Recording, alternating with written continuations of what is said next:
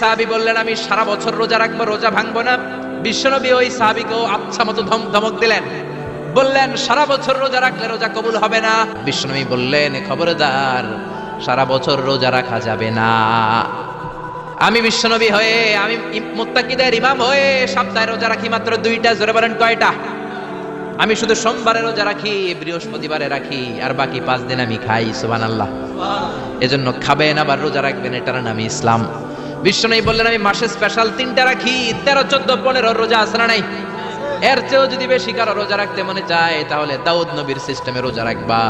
দাউদ নবী একদিন রোজা রাখতেন, আরেকদিন রাখতেন না, আরেকদিন রাখতেন, আরেকদিন রাখতেন না। কেউ বেশি রাখতে চাইলে এই সিস্টেমে রাখবা, সারা বছর রোজা রাখলে রোজা কবুল হবে।